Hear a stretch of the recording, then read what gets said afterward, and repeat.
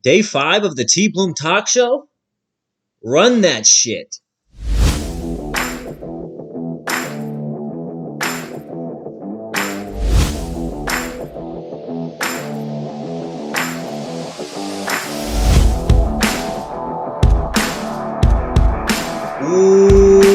Welcome, ladies and gentlemen, to another episode of the TBloom Talk Show. It is day 5 of the TBloom Takeover. That means two things. One, it is the last day of the TBloom Takeover. And two, it is my favorite day of the week, which is Fight Night Friday podcast. Today we got our special guest, JC Edwards, locked in for another episode of the TBloom Talk Show. JC, why don't you go ahead and say what's up to the crowd a little bit?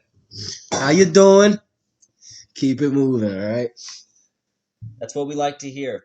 How was your day so far? How was your day? What'd you do? To be honest, it's been a long one. I worked today, painting away. And then I've been really trying to think about these fights. Been a little sick, I'm not going to lie to you guys. I don't know if it's the vid or what, but something's got me. Something's got JC, but it's always a good time when you get to talk a little bit about the upcoming UFC 273 event. Another pay-per-view in the works. We got a lot to discuss today.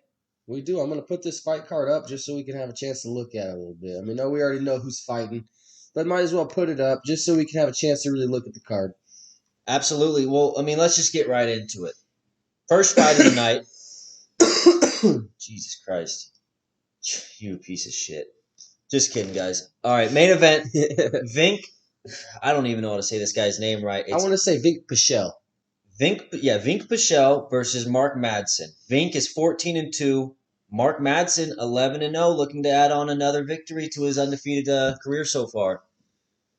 Yeah, he is. Honestly, I haven't really watched him fight too much. Like you were telling me earlier, I don't know a lot about this guy, but he's Olympic. You said silver gold medalist, 2016? Silver gold medalist in 2016. Greco Olympics. Yeah, so let's just go through the fighter profiles right now. Vink Pichel is 39. His height is 5'10" on SureDog, but on Google it says 5'7", so a little weird. Google there. is saying Pichel's 5'8" and Mark Madsen's 5'7". Yeah, I don't know. Well, I guess we'll see tomorrow when they show the height. Vink is from Simi Valley, California. He's fighting out of Factory X from Inglewood, Colorado. He's on a 3-fight win streak, all via unanimous decisions. So look at that. I mean, just keep in mind he's fighting out of Colorado, so he's got the altitude. Mm-hmm. He should be ready to go through rounds. Got a little bit of a gas tank for sure. That should be no problem going through rounds. Now the other guy, I don't really know where he's training out. You know that? Mark Madsen. Well, he's 37. He's 5'10" or 5'7". We'll fucking find out. He's from Denmark. His gym is Rumble Sports, which I'm pretty sure is Anthony Rumble Johnson's fight crew. What else would Rumble mean? Well, let's get ready to rumble. I mean, okay, for sure. It could be anything. I mean, let's get real here. But he's 11-0. He's won 3 fights in the UFC, 1 TKO, 2 unanimous decisions, or his second fight unanimous decision, and his third fight split decision, which was against Clay Guida. Shout out. And yeah, 2016 silver Olympic gold medalist in Greco-Roman. So the guy's got some wrestling ability. Yeah, he's been in the UFC since probably about 2019 at the lightweight division. Mm-hmm.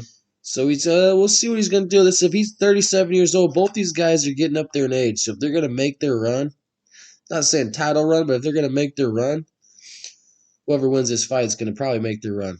So let's go ahead and give our predictions. I'll start it off. I'll give you a second to think. I'm going to go with Mark Madsen on this one. I mean, maybe it's because I'm a wrestler, and, you know, I'm going to always take the wrestler whenever I get a chance to. Greco-Roman, it's not the most transferable wrestling skill you can use in the UFC because it basically just throws.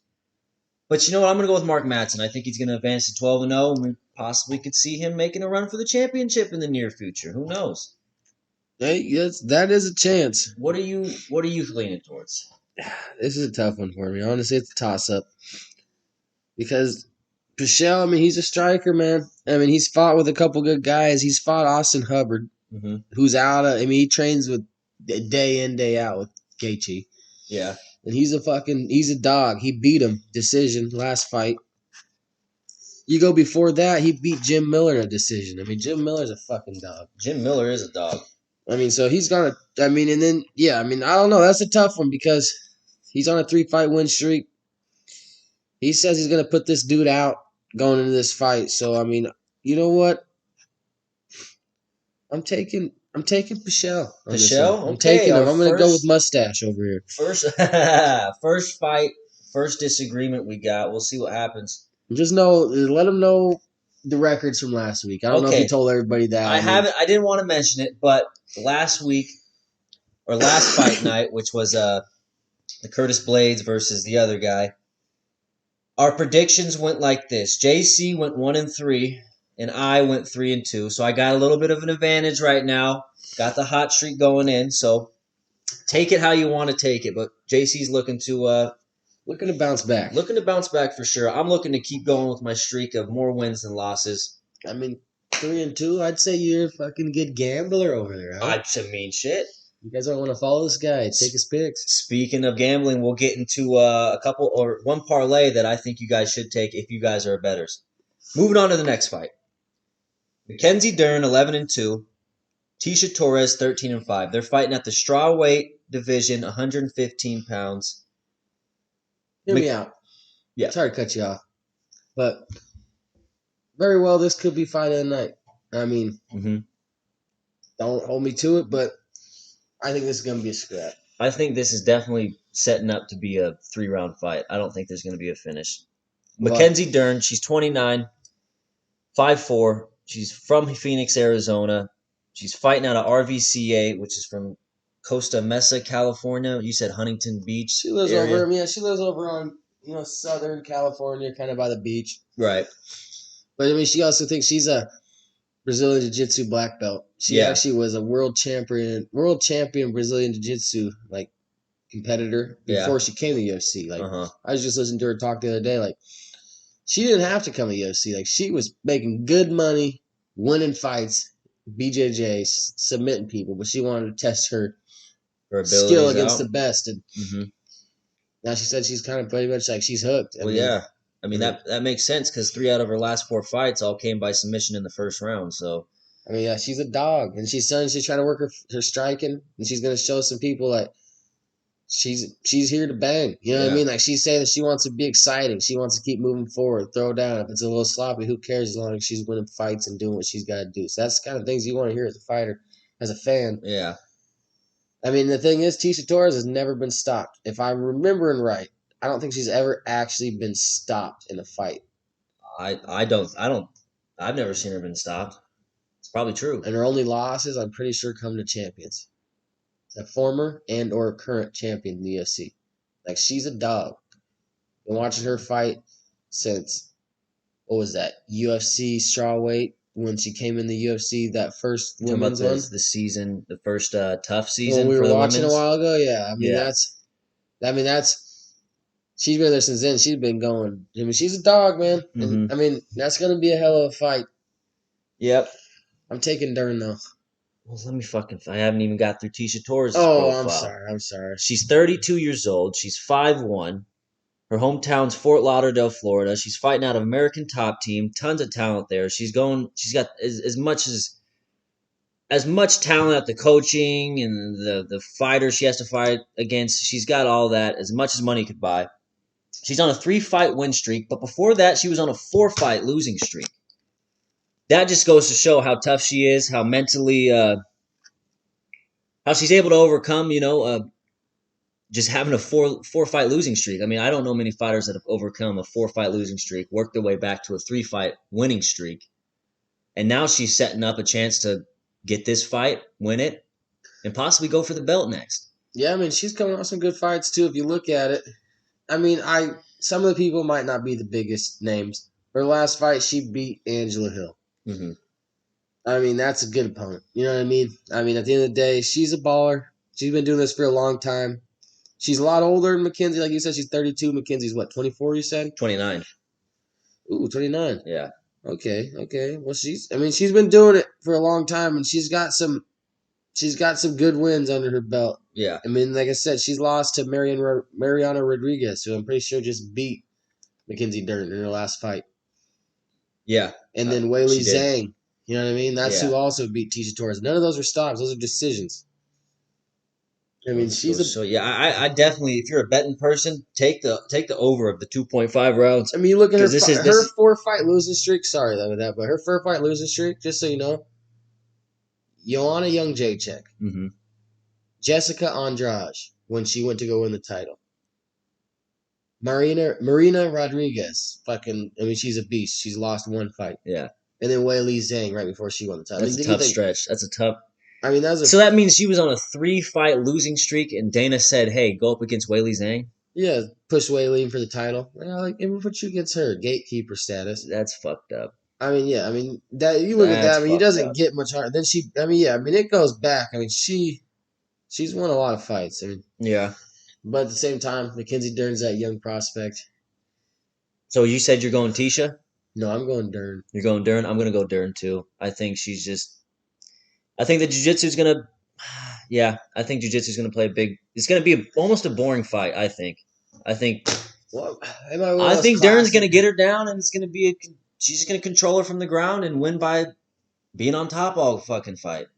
It's either gonna be one of those, or it's gonna be a classic. You know, because Tisha's a good grappler. If you know, she's not bad on the ground. Mm-hmm. Those classic grappler versus grappler fights where they stand up and scrap the whole time, and the best kickboxer wins it. You Yeah, know what I mean? And we'll see. and Tisha's definitely the better kickboxer. Yeah, so what to see what happens there. I'm still gonna stick with my gut. You're going Dern. Yeah, I'm going Dern. I'm going Dern. All right, fight 3. This is where we start getting into the exciting stuff. Not saying the other stuff isn't exciting, but this is where we start getting into the really exciting stuff. We got Gilbert Burns versus Khamzat Chimaev. Gilbert's 20-4. Khamzat Chimaev 10-0. Gilbert is 35. He's 5'10", hometown Rio de Janeiro, Brazil, fighting out of Sanford MMA, which is in Deerfield Beach, Florida.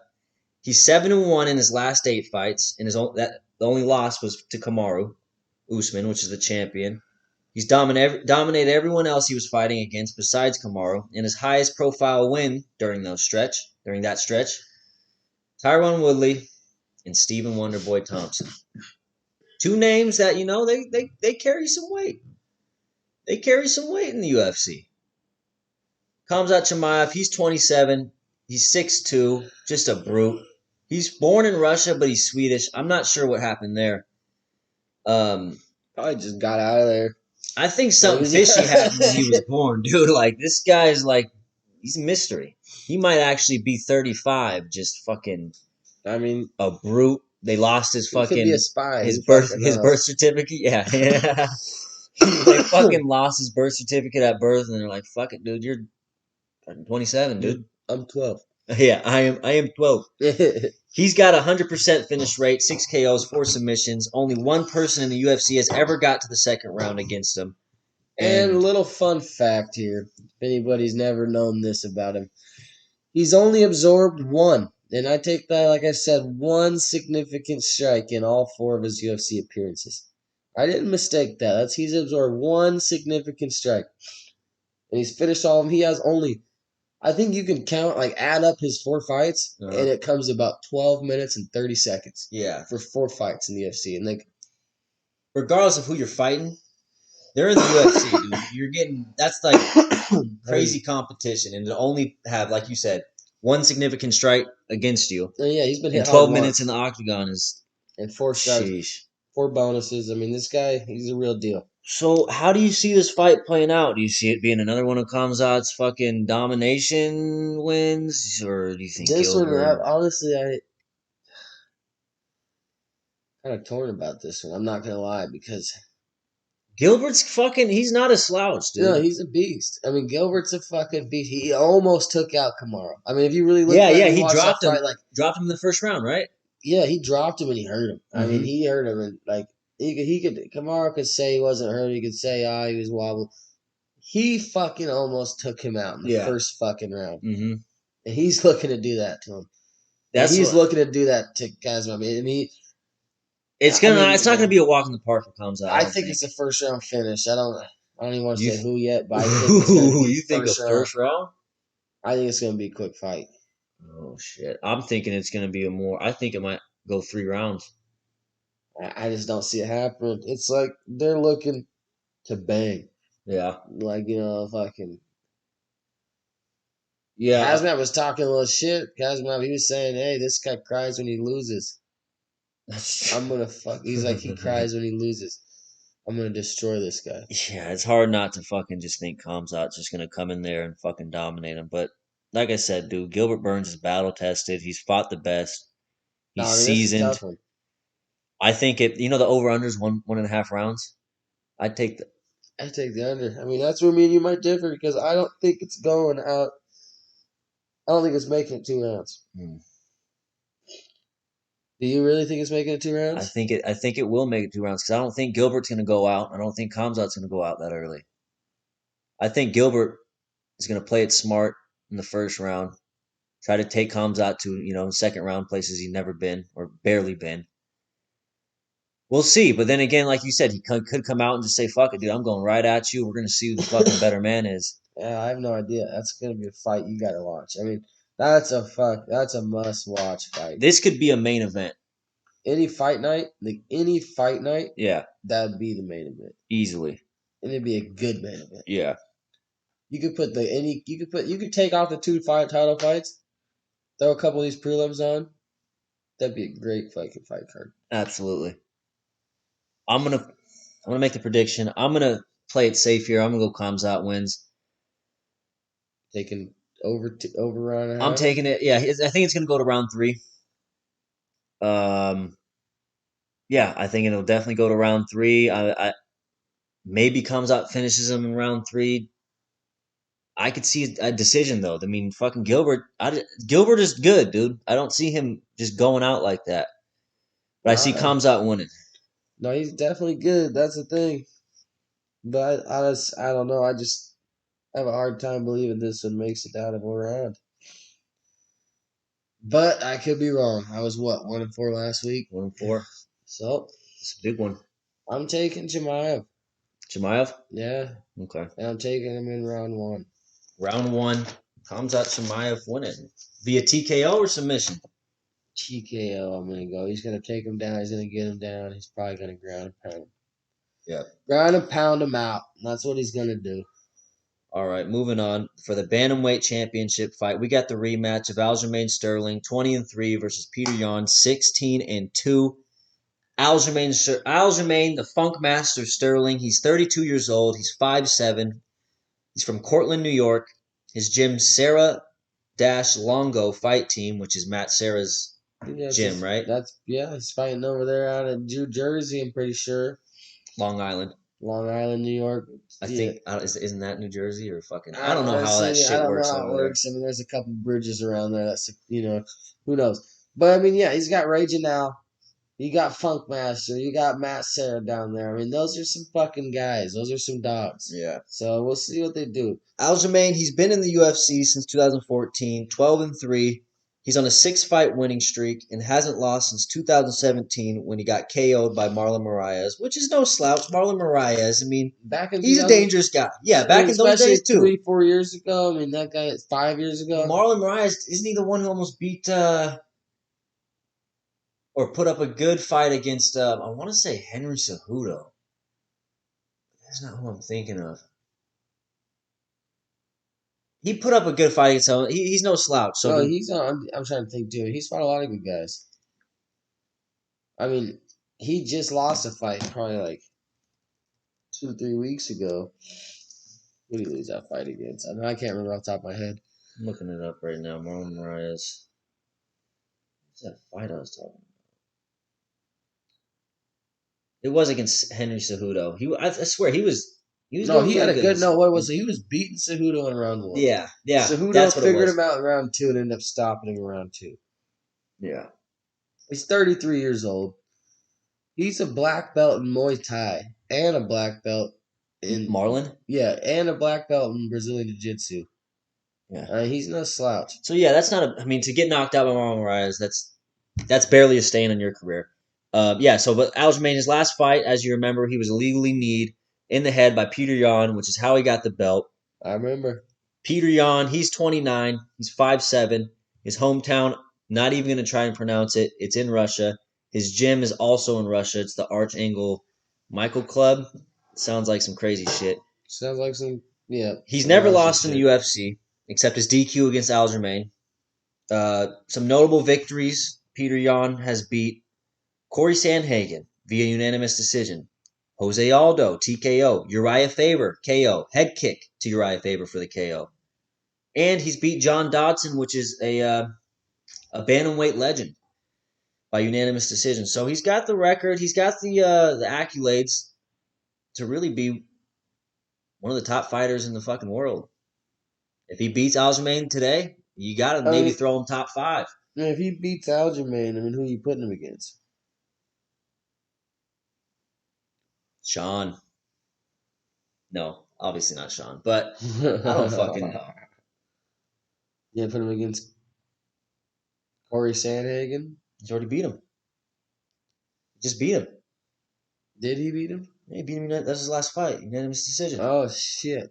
Yeah, I mean, there's nobody that can really hang with him. I mean, I'm looking at a lot of the guys in that division. I mean, that's Henry Cejudo makes his comeback. Yeah, Need that to have division him. really needs Henry Cejudo to make his comeback. What about TJ Dillashaw? Where's that guy at? Didn't he just he got injured and then was he still fucking I think hurt? he had to have a surgery after he beat Corey Sandhagen. He had to have surgery or two. Must be still recovering. I mean, Yeah, I mean, because I haven't fuck. heard anything about him. And it's been about 6 months, a year. Maybe you give him Jose, but he's already beaten I Jose. say he whooped Jose's ass. Yeah, dude. I mean, I guess you step in there, you take the fight against him. Peter Yan, Tanner Bloom. come out. I might have to do it just to save the division. I mean, shit, dude. You gotta do what you gotta do. The people's champ is here. It's just tough to make 135. If you were in the UFC, what weight class would you go? I'd go my classic. I'd go 145. Featherweight? Wrestled it in high school. I'm comfortable making that weight. I'm big enough to where I'm not small there. That's not gonna kill me to cut to it. Yeah. I I was couldn't go thinking that anything too, but lower. I'm like, I don't want to fight Max Holloway. I'd fight Max. If I had to. You know what I'm saying? Like, if I was to fight, you Yeah, know what I but mean? that's Like, still like a big fucking I mean, dude. with the guy who's, you got to think, you got Marlon Moraes and those guys are fast as shit. Yeah, that's Those true. little tiny guys that are 5'5", bulky as shit. Explosive. You know what I mean? Like, you think there's 6 punches, you don't even know what the fuck happened. Cody Garbrandt, you know what I mean? Like, those Yeah. guys, like, well, Cody, no chin. We got in that last time. We won't go Cody back knows. there. But, yeah, I mean, Oh. yeah, that'd be a tough one, but I'd go 145. And this fight, Aljo versus Peter Yan. Who you going? As an American, I hate to say this, but I'm going Peter Yan. Oh, yeah. I I mean, yeah, I mean, how could you not go for the fucking dude who was already beating Aljamain in their first fight? He's a fucking beast. I mean, I just think he genuinely does not like Aljamain because it was clear as day that Aljamain was on his knees. Like, did he? oh yeah, he doesn't Chael like him. Son, that's something Chael Sonnen said. I'm not sure if I believe it too much. He was saying that Peter Yan, he was saying, hey, these guys are both tired, they're both exhausted, they're both looking for a way out of the fight. Peter Yan gave him the illegal knee maybe because he wanted to get out of the fight. And Aljamain, maybe like you said, he wasn't fucking completely out. He probably could have continued fighting, but maybe he's like, fuck it, I'm gonna take my opportunity to I get the mean, you fuck get out of kneed here. in the head, and if you know, like, shit, that hurt. Yeah. And it's like, all I gotta do is say I can't go. And I'm the You're champ. Like, bro, fuck you. You need me in the head. I Yeah. mean, you fucked up, not me. I mean, Yeah. at the end of the day, like, Anthony Smith, that brings me back Anthony Smith and John Jones. Yeah. He could have walked away with the title, but, I mean, I mean, that's you what gotta it give him, comes you gotta down. give him I respect for that, respect you, but but at the same time, like, you could have. You could have. Aljamain got to make a lot more money this last year and a Mhm. half. He's been the champ, but I think his reign comes to an end. That's why when he Yeah. stepped on the scale, He started made weight, crying. 'cause I think in the bottom of the back of his head, bottom of his heart, he know that was the last time he was going to step on the UFC scale as a champion. Oh, that's fucked up. And he knows he's going to lose tomorrow night against Peter Yan. Second round TKO. I'm calling it right now. Peter Yan puts him down. Second round. Take it to the fucking bank. What if Aljamain like strategically tried to not make weight so he didn't have to put up the title, and he's like, Fuck, I made weight. God damn Yeah, it. He's like, son of a bitch. I fucking tried so hard. yeah, I'm going Peter Yan though too. I would love to see Aljamain win. Would you? Yeah, because like you said, he said something today. He's like he's keeping it in the title in the states, That's the thing is like and you that's what want I would American like to see it in the champions. states too, man. I mean, how many American champions you got right now? I mean, you can argue. I mean, Kamaru claims to be Yeah, Nigerian, but Kamara, he's you're American. from America, You dude. live in America. You're You went to you high got school the and yeah college in America. He's an American champ. yeah, and then you got Aljamain from America. Juliana Izzy Pena.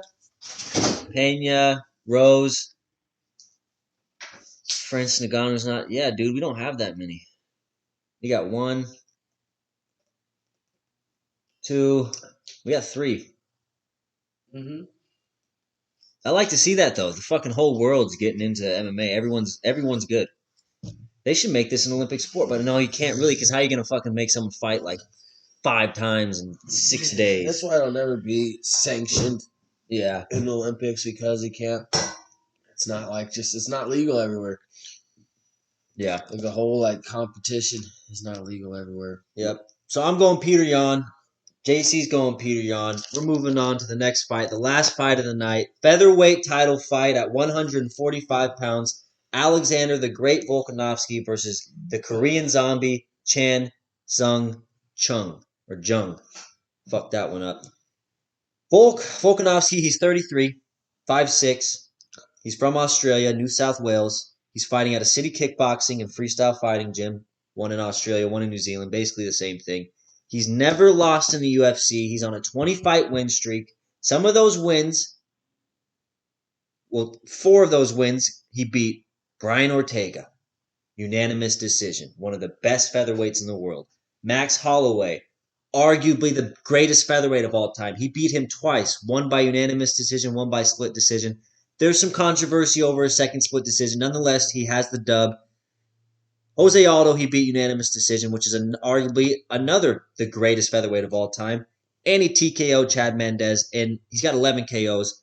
And for me, if he, not after this fight, I think he takes out Korean Zombie pretty easily. Spoiler alert. But he's approaching the greatest featherweight of all time. He's going against Korean Zombie, who's 35, 5'9", hometown South Korea. Fights out of Fight Ready, Scottsdale, Arizona. And his last win was against Dan Ige, unanimous decision. And his last loss was against Brian Ortega, unanimous decision. I think he's just happy to be here.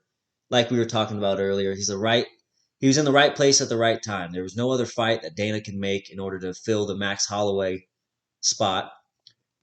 And I mean, you couldn't put Brian there. which means he has nothing to lose. I mean, yeah, Korean Zombie's got to step in this fight. Nothing to lose, like you said. And I mean, he's got to put it all out there. Fight his fight. Don't be hesitant. Fight your fight. Don't fight Volkanovski's fight. Mm-hmm. That's what people. I mean, he's a fucking beast though. He's short, which is what's crazy. Like, you think against those short guys, you're gonna be able to kind of keep them the outside. Yeah. I mean, he's just a different animal. He's 10-0 in the UFC. I mean, this guy is a fucking beast. No doubt about it. I could argue he lost 2 fights to Max though. You could. We don't got to go there today. We go there a different day. Because I think, honestly, he lost his last fight. I think he lost his last fight, too. And it all depends on who's judging that fight. But I'm hoping we see him Max. I'm hoping he wins and we see him and Max run it back for the last time. And then after that, that's it. But I'm going to go. I'm going Volk. You have to go Volk. But if Korean Zombie gets lucky, I mean, he could get lucky. I mean, the thing is, like, he's got power in his hands. Mm-hmm. But I don't know. I'm going Volk. You got to. Like you said, you got to go Volk. Yeah, this whole fight card, it's kind of been like how to go with. I don't see very many like evenness in it. Like, well, I mean, a lot of them are all fucking one sided. Closest fight I think is gonna be the Tisha and Mackenzie Dern fight. And that first one. What was that? Exactly. Fucking. Oh, that wrestler Vink guy. Pichel versus Mark Madsen. Yeah, I mean, yeah, that one and Mackenzie Dern, that fight's gonna be probably 2 best fights you got. not two best fights, just two like best chance at not just knowing what's gonna happen. You know what I mean? Like you walk in the other fights, you kind of know like, all right, this is what should happen. I think we're gonna. I don't know which fight it's gonna be, but someone's gonna get shocked. Yeah, I mean, I think happen. some big ass fucking underdog is gonna beat somebody. I'm not sure who it is though, but I could see that happening. I could too. I mean, Korean Zombie gets lucky in the first round, gets a good hit. That was a champ. What are you gonna do? Or even fucking Gilbert Burns fucking hits Kamzat right in the chin, puts him to sleep. This whole world's going crazy. Or Aljamain gets Peter Yan somehow. I don't know. But fucking, there's our predictions. If you guys are betters, I'm going to give you one parlay that I think you should take. And if I was a betting man, I would take it as well. But like you heard in the last podcast, I ain't got no money in my account. So if you want to be nice and Venmo me a couple bucks, cash at me a couple bucks, go ahead and hit me up on Twitter, TBloom Talk Show. That is TBloomTalkshow on Twitter. Tweet us for any comment, anything you want to say. Hit us up. So I'll hit you with the parlay. Then I got some questions for my man JC over here now that we have you on the podcast. And we'll get into those. First, the parlay. No problem. If you guys take, it's a 3-leg parlay. Take Mackenzie Dern, money line versus Tisha Torres. Take the over of 1.5 rounds of the Khamzat Chimaev versus Gilbert Burns fight.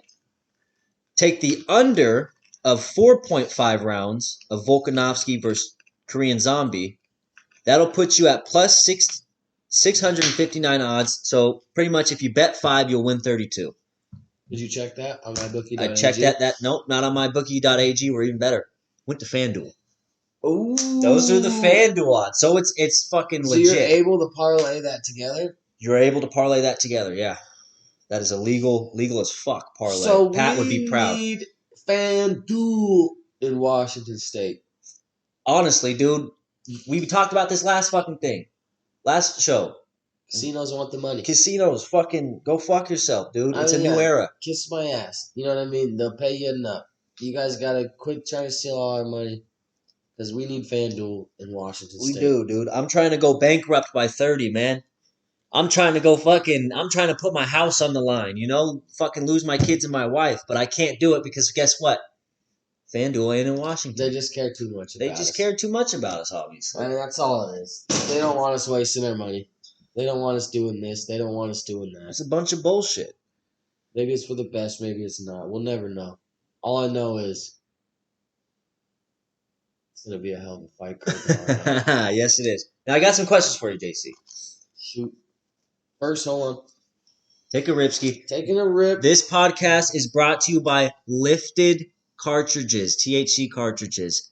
If you're not lifted, Lifted Cannabis. Lifted Cannabis. I like Lifted Cannabis. It's a brand. They got oil. They got weed. They got cartridges, pre-rolls, anything, edibles, anything that suits, maybe tickles your fancy.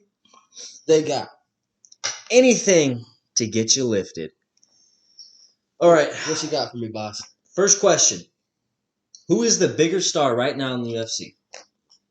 Sean O'Malley or Paddy the Baddy? Well, you know, UFC suffers from a lot of recency bias. Mm-hmm. And if you don't know what that means that if they ain't seen you in a while, they forget about you. I know you know what I meant, but some of the fans out there might. For sure. And you seen Paddy the Baddy 2 weeks ago putting on a show, slinging and banging. And you seen him, 3 months before that? Mm-hmm. When's the last time you seen Sean? Can you remember? Can you name his... obviously, I don't know who he fought against. I know he won. I think it was against that one dude who came in with the fucking mohawk. Almost a year ago. And that guy fought again before Sean O'Malley's fought. He seems to get hurt every fight. He's a great fighter. Very exciting. But he comes out of every fight with an injury. And it's going to be hard to be a big star when you can only fight once a year, if you're lucky twice a year. So what's your final answer? I mean, obviously right now you got to go with Paddy the Baddy. Is he making more money than Sean? No. Probably not. Right. But he's selling out arenas. He's the more popular guy. He's got fucking the UK on his side before he came to UFC. Mm-hmm. And now he's winning over all the Americans. I mean, so This guy's fucking won me over, dude. He might be my top 3 favorite fighters right now. Yeah, this guy, I mean, he's entertainment, and he's what you strive to be. He's gonna be a moneymaker. It's so funny to see how fucking. So he'll come and make weight. He's all cut and ripped. Week later, this dude's just fucking filled out. He looks like the biggest fat ass in I the think world. I seen a video of him like a week ago weighing on the scale. Yeah, 194. Jesus fuck. What's he fight at? 155. 155. This is 2 weeks after his fight. You know what I mean? I'm like, Yeah. holy shit. That just gives you a glimpse at how much these fighters' weight fluctuates. Like you think, okay, so a guy comes in, he weighs in at 155 to weigh in. He walks around. Yeah. Most of them walk around like 180, 185. Like these guys cut weight. Yeah, like they're not 155 pounds walking around every day. These guys make 155 for 10 minutes. You know what I mean? Like maybe they make it for 10 minutes, maybe an hour. Depends on when they got to weigh in. You know, they're not. I mean, it kills them to get to that weight. That's why. But also that could affect them. Yeah. Those guys who cut hell weight. You see a lot of guys now who are fighting at their natural weight, and that's actually like serving them better. You know what I mean? Like Gilbert Burns, for example, he used to be a 155 pounder. Killed him to get down to 155. He comes up to 170. He's a fucking beast. Yeah. Only time he lost, like you said, to the champ. Yeah. Almost slept him in round 1. Yeah. I mean, what's that say? There's a lot of guys who went up a weight class, and some guys who go down. It all depends. Whatever floats your boat. But so moving on from that question, kind of in the same area though between these two, who will have the better career overall? That's a tough question. Just I can't really predict the future, but I mean, who do you think is going to be more successful in terms of not in terms of money, in terms of his fighting success? If you look at it, Sean O'Malley already has like what 7, 8 wins in the UFC, something like that. 1 loss, and it's because he rolled his ankle. Yeah, and got. I mean, so if you go he might end up with more wins at the end of the day, but who has a better shot? That's a tough one because that's a fucking tough question. I think Patty he'll get the crack at like those top guys here soon. He said he doesn't want to fight anybody until he gets he'll paid. get a new contract soon. They don't have to give him a new contract. Yeah. I mean, he's one of those guys. I mean, Sean O'Malley's been fighting scrubs. I mean, don't want to sound like that guy, but he's been fighting scrubs besides one fight that he lost. Besides Cheeto, yeah. And Cheeto's even coming up now. He's about to fight. After the Sean fight, he came up because then he went and fought Jose. Had a great fight. Yeah. So it's like, I don't know. That's just tough. I mean, because these guys haven't really fought the best of the best. So you really don't know. If you had his poll I mean, answer, I'm gonna just gonna say fucking Patty the Baddie's gonna be the 155-pound champ one day, eh? Mm-hmm. Okay. Fuck it, yeah. So we'll go with him. All right. Sean O'Malley, I don't see him getting past the best of the best. He's a little too fragile. Next question. Has Valentina Shevchenko passed Amanda Nunes for the #1 female fighter in the world? I think they need to run it back. Mm-hmm. But that's tough one too, because after she lost her last fight to Juliana Pena, you could argue that Valentina's the best fighter in the world right now, women's wise. I think so too. I think she could beat Juliana Pena. Honestly, I mean, if she wanted to go up and fight I think the only person Valentina Shevchenko would have a tough time against is I think it's Amanda Nunes is the only person. And if you watch their last fight, like I said before, you could argue she won that fight. I mean, it's such a close fucking fight. I mean, that's like. You think they ever fight again? Amanda has to be the champ at 135 for her to fight. True. So if Amanda beats Pena, maybe. But if not, I mean, there's no reason. She's not going up to 145. True. She's not going to fight her if she hit the champion. She's going for the double champ. You know what I mean? Like, yeah. I'm thinking Valentina's going to have the better legacy because she just keeps winning. She just keeps winning. I don't see her losing for at least another 2-3 years. Then maybe she'll start winding down. Right. But I think Amanda Nunes, I think she's on the back end of her career. She's officially there, has a family now, not as focused, made a lot of money. Yeah. Been the best.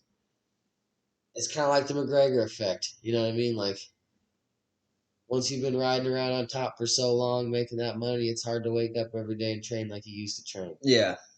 Have that same hunger. And I mean, Shevchenko is just a different animal. I mean, she's a fucking She's something else. I'm going with Shevchenko because that's my girl. I like her more than Amanda. I always have. I think she won the last fight. Mm-hmm. I think she'll fight longer, and I think she'll, at the end of the day, have more title defenses. Yeah, I agree. Well, I mean, if there's anything else you want to get at before we wrap it up, or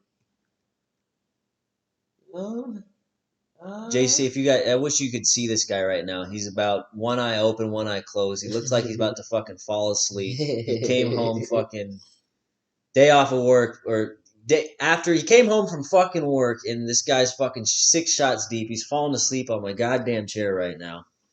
Hey, I'm here. But he's here. I made it. I did what I did. I do what I do. I gave you what I can give you, and I hope you're all happy with it. All right, well, fuck it. That's gonna end this show for the UFC Fight Night. I hope if you're listening, you tuned into every single piece of content I delivered for the TBloom Takeover this week. Fingers crossed, we might get extended. I've talked to a couple people at corporate TBloom headquarters. They said there's a chance we might get extended to a week 2 TBloom Takeover. We'll see. No promises. Tune in to fight. Tell you what, we get enough emails. Tanner, you put us in enough emails his way. Maybe emails, tweets. Okay, so you can find me like this. By tomorrow, maybe he'll start a watch along to continue the TBloom Talk Show. We'll put that by Sunday. Hit me up on Twitter if you enjoyed it at TBloom Talk Show. Email me at tannerbloom@yahoo.com. Any way you can get a hold of me. Let me know if you enjoyed it. And like I said, what's your Instagram tag?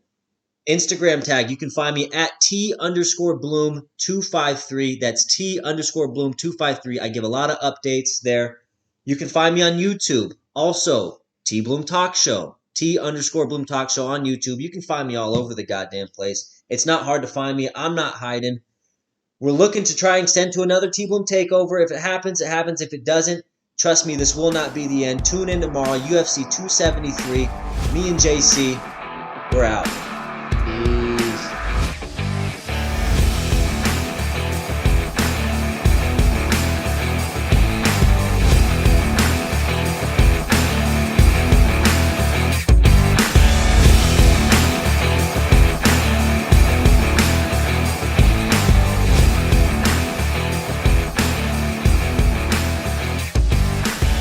This episode of the TBloom Talk Show is brought to you by Sumner Sperm Bank. You jack it, we pack it.